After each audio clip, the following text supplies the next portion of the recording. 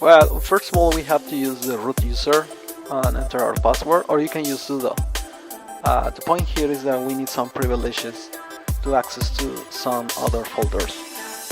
Let me show you the IP address that we have here. The interface that we would like to modify the IP address is ETH0. We have to remember that name. Let me show you the version that we have using this. This is Red Hat 4.4.7, and I have tested this on several distributions that I don't think you will have any problem. Then let's focus on the PWD, which is the root, and then let's move to etc sysconfig network-scripts. That's one of the reasons that I told you we have some privileges. Inside that folder, we will check if we have the file ifconfig eth0.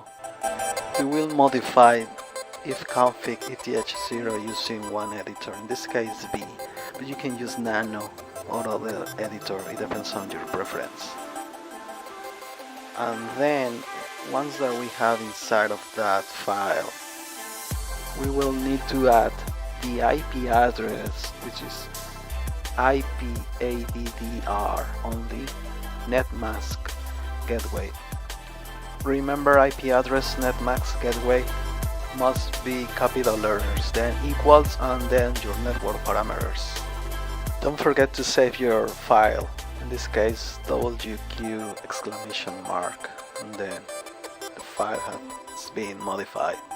And you can see the IP address, this is still there. We need to just to restart the service in order to take the changes. So let's just restart the services.